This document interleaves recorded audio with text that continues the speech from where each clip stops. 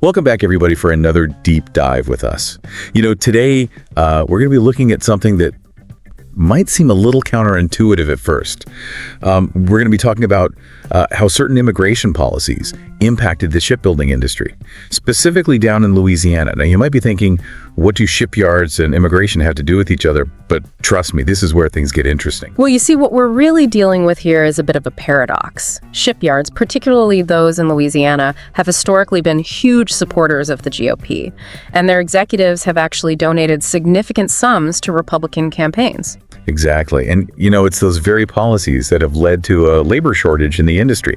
It's kind of like a classic case of be careful what you wish for, wouldn't you say? Precisely. The Trump administration's efforts to reduce undocumented labor while stemming from, certain political ideologies have inadvertently hurt industries that rely heavily on skilled workers. Yeah. Regardless of their immigration status. So we have this push for increased military ship production happening at the same time as the workforce is shrinking.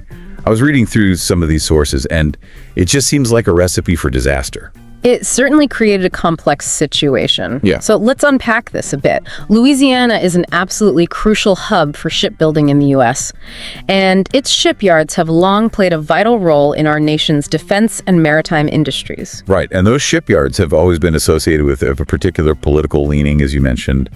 Their support for Republican candidates and policies has been pretty consistent over the years. Absolutely, and that alignment with GOP policies is key to understanding the predicament they found themselves in. When the Trump administration implemented stricter immigration enforcement measures, including deportations, it created this ripple effect throughout the shipbuilding industry. And it wasn't just about the number of workers. These deportations targeted skilled laborers who had been contributing to the industry for years. Welders, pipe fitters, painters, the people who kept those massive operations running smoothly. These aren't entry-level positions we're talking about here. Exactly. These roles often require specialized training certifications and years of on-the-job experience. It's not as simple as just finding warm bodies to fill the gaps. So these shipyards, which had traditionally relied on a workforce that included both documented and undocumented individuals, were suddenly faced with a critical shortage of experienced personnel. And remember, this was happening while the Trump administration was simultaneously pushing for a significant increase in military ship production. To bolster our naval capabilities, it put the shipyards in a very difficult position. Okay, so we've got perfect storm brewing here. Increased demand for ships, a shrinking workforce, and specialized skills that are not easily replaced. So what happened next? Did the shipyards just grind to a halt? Not exactly. There were attempts to address the labor shortage. The Navy, recognizing the urgency of the situation, invested heavily in modernizing the shipbuilding industry. They poured billions of dollars into initiatives aimed at attracting new talent and upgrading facilities. I was reading about those efforts, state-of-the-art training programs, apprenticeship initiatives. They even had catchy advertising campaigns to recruit new workers. Right. "We build giants" was one of the slogans, right? Yes, they pulled out all the stops to try and revitalize the workforce. But as you might have guessed, it wasn't a quick fix. Attracting and training new workers takes time, especially for those highly specialized roles. And the deportations had already depleted the pool of experienced workers, making the situation even more challenging. Precisely. The influx of new workers simply couldn't keep pace with the growing demand and the loss of skilled labor due to those deportations. The shipyards were still facing a significant shortfall. So it seems like a classic case of unintended consequences. Policies aimed at curbing undocumented labor ended up hurting industries that were vital to national security and economic growth. But this wasn't just about undocumented workers, was it? The Trump administration's stance on immigration was much broader. That's an important point. The administration also proposed limitations on legal immigration pathways, including asylum and temporary protected status programs. Hold on, for those of us who aren't immigration policy experts, can you explain what temporary protected status means? Of course. Temporary Protected Status, or TPS, is a program that allows individuals from certain countries experiencing conflict or natural disasters to live and work in the U.S. temporarily. So these are people who are legally present in the country, but their status is dependent on the conditions in their home countries. Exactly. And by proposing restrictions on TPS, the administration was essentially limiting another avenue for individuals to contribute to the U.S. workforce legally. And that had implications beyond the shipbuilding industry, didn't it? Absolutely. Other sectors that relied heavily on immigrant labor, like agriculture, hospitality, and construction, also felt the impact of these broader immigration policy shifts. It seems like we're starting to see a pattern here. A tightening of immigration policies, both for undocumented and documented individuals, leading to labor shortages in industries that are crucial to the U.S. economy. Precisely. And this is where the story gets even more complicated. Amidst this growing crisis, there was a glimmer of hope, a bipartisan immigration deal. A bipartisan immigration deal in this political climate. That sounds almost too good to be true. It seemed promising, I'll give you that. This deal, spearheaded by both Democrats and a group of conservative Republicans, aimed to find a solution to the labor shortage while offering some stability for migrant workers. So what did this magical deal entail? What were they proposing? The core idea was to create a pathway for undocumented immigrants already working in the U.S. to gain legal status. They wouldn't have to live under the constant threat of deportation, allowing them to contribute more openly and securely. That sounds like it could have addressed the labor shortage head-on, while also providing a more humane approach to immigration. Seems like a win-win, right? So why didn't it go through? Well, despite the bipartisan support, the deal ultimately faced too many political roadblocks and was rejected. It's a reminder that even when common ground seems within reach, the political realities can be quite complicated. It's a shame it fell apart. Seemed like a genuine opportunity to address the labor shortage while offering a more secure future for those who had already been contributing to the economy. But I guess that's politics for you. So with the bipartisan deal off the table, what happened next? Did the shipyards just resign themselves to this labor shortage? Not quite. While the deal's failure was a setback, it also brought the issue into sharper focus. We started to hear more from those directly impacted by the labor shortage, particularly shipyard executives who were feeling the pressure. And what were they saying? Their message was clear. They needed workers, and the current immigration policies were making it incredibly difficult to find and retain them. Do you have any specific examples? Absolutely. One shipyard executive from Washington State described it as a constant scramble to find skilled welders and pipe fitters. He said they were losing contracts because they couldn't staff projects adequately. That sounds rough. Any other examples? Yes, another executive, this time from Massachusetts, pointed directly to the broken immigration system as the main obstacle to keeping his workforce stable. He had experienced employees who were afraid to come to work, worried that they might be targeted for deportation despite being in the country legally. It's heartbreaking to think about the human cost of these policies. We're not just talking about abstract economic indicators here. We talk about real people's lives and livelihoods being affected. Exactly. These personal accounts highlighted the very real consequences of the labor shortage, not just for the shipyards themselves, but for the workers, their families, and the communities that relied on these industries. It sounds like the impact went far beyond the shipyards themselves.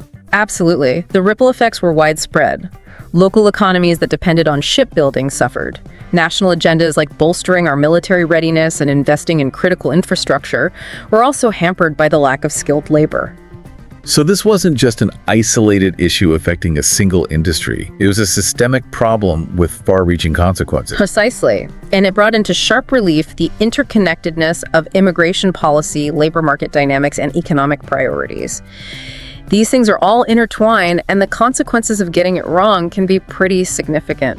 Okay, so we've talked about the labor shortage, the failed bipartisan deal, and the impact on the shipyards and the broader economy. But there's another piece of the puzzle we haven't touched on yet, the H-1B visa program. Ah, yes. The H-1B visa program. It's often associated with the tech industry, but its impact extends to other sectors, including shipbuilding. Now, for our listeners who may not be familiar with the ins and outs of visa programs, can you give us a quick rundown of what the H-1B program is all about? Of course.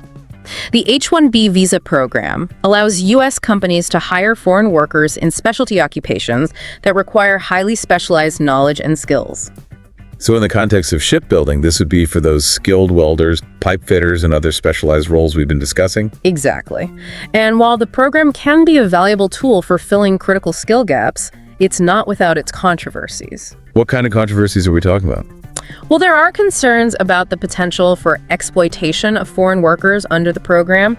There have been cases where companies have abused the system, paying H-1B workers lower wages than their American counterparts, or forcing them to work in subpar conditions. That's awful.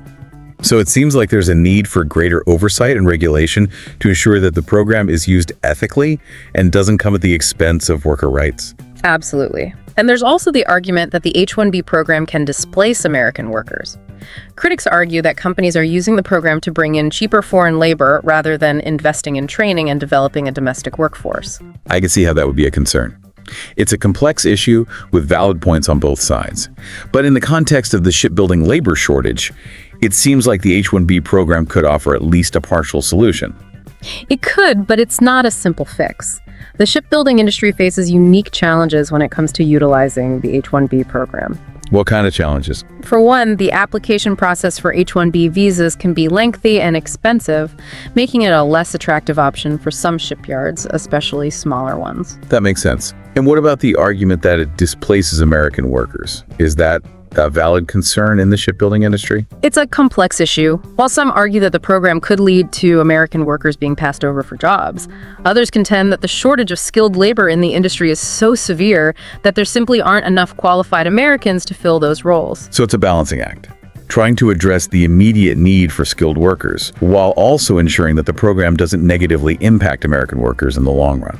Exactly, and this is where the need for a nuanced and comprehensive approach to immigration policy becomes even more apparent.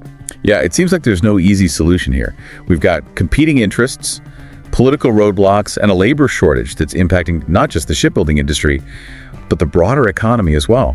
It's definitely a multifaceted issue. And, this specific case focusing on the shipbuilding industry offers a really interesting lens through which to view these larger challenges. It demonstrates how seemingly isolated policy decisions can have this ripple effect across various industries and communities. Putting this deep dive together has been eye-opening, to say the least. It's made me realize that immigration policy isn't just some abstract political debate. It has real-world consequences that affect businesses, workers, families, and even our national security. Absolutely.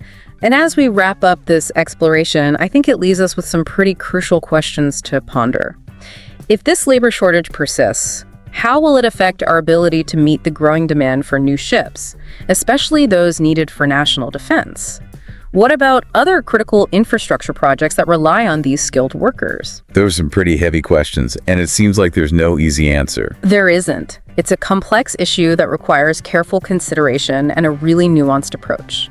There's no one-size-fits-all solution, but we need to start thinking about the long-term implications of our choices, not just the immediate political gains or losses. Well said. I hope our listeners have gained a better understanding of this complex web of factors contributing to the shipbuilding labor shortage. It's a story about unintended consequences, political gridlock, and the very real human impact of policy decisions. And we encourage all of you to keep exploring these issues, consider the perspectives of everyone involved, and engage in thoughtful discussions about how we can create a more sustainable and equitable future for everyone. Thanks for joining us on this deep dive. Until next time, keep learning, keep questioning, and keep the conversation going.